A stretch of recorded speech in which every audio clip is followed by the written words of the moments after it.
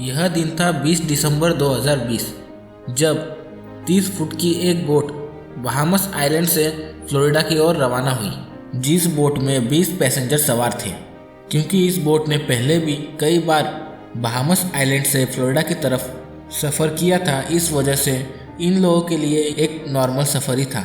आखिर बीच समंदर में इस बोट के साथ क्या वाक़या पेश आया था? क्या इन्हें समंदर निगल गया या ये कहीं किसी तूफान के शिकार हुए थे? अगर सिर्फ कोई इन्फॉर्मेशन थी तो वो थी कि ये बहामस आइलैंड से यह बोट बिल्कुल ठीक ठाक हालत में निकली थी। लेकिन इस इन्फॉर्मेशन के अलावा एक और इन्फॉर्मेशन थी, और वह यह थी कि इस बोट को बरमुडा ट्रायंगल से क्रॉस करके निकलना था।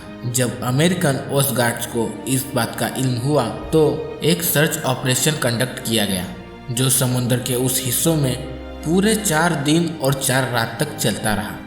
लेकिन मजाल है उस बोट का एक भी हिस्सा मिला हो।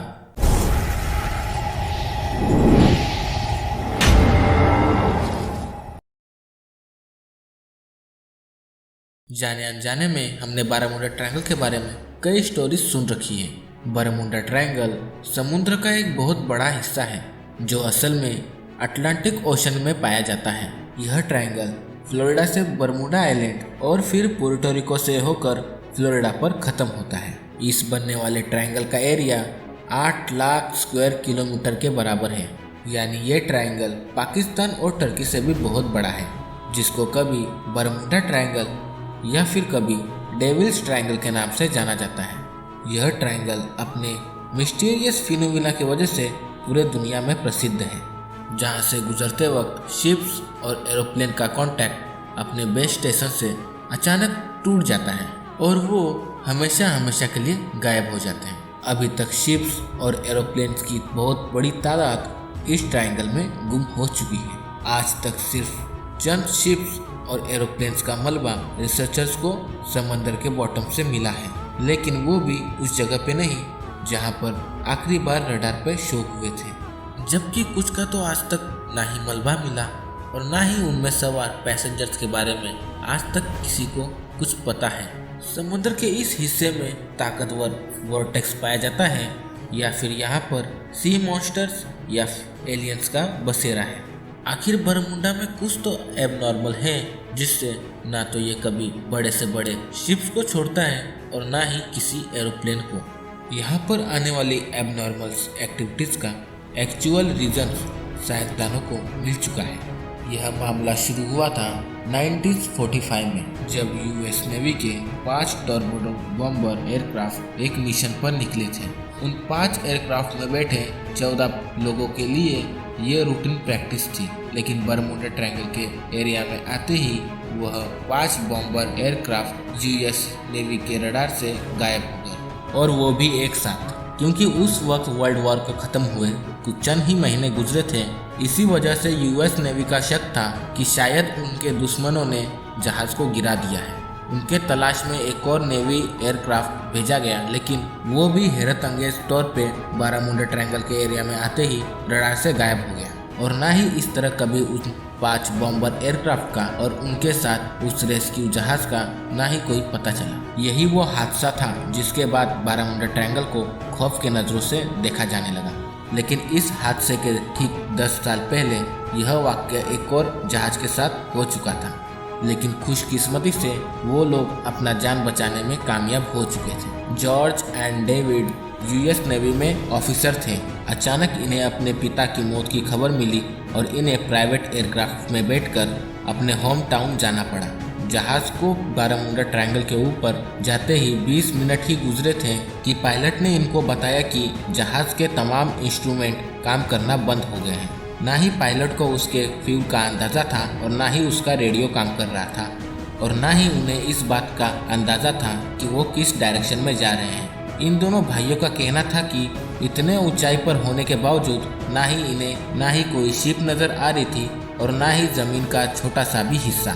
दूर दूर तक सिर्फ पानी और सिर्फ पानी नज़र आ रहा था। इतने में पायलट के पसीने छूटने शुरू हो गए और वो बेहोश हो गया। लेकिन खुशकिस्मती थी कि प्लेन में को पायलट भी मौजूद था, जिसने जहाज का कंट्रोल संभाल लिया, और चंद घंटों की इस खौफनाक उड़ान के बाद आखिरकार उन्हें जमीन नजर आ ही गई जहां पर प्लेन को इमरजेंसी लैंड करवाया गया। कई सालों बाद जब बारामुंडा ट्रायंगल अपने मिस्टीरियस बातों की वजह से मशहूर होने लगा, तब इन दोनों भाइयों को पता चला कि खुद ये लोग इस चीज का शिकार हुए थे और खुशकिस्मती से बच भी गए। 2015 में इल्फारो नाम की कार्गो शिप फ्लोरिडा से पोर्टोरिको जा रही थी, जो 1 अक्टूबर 2015 को रडार से गायब हो गई।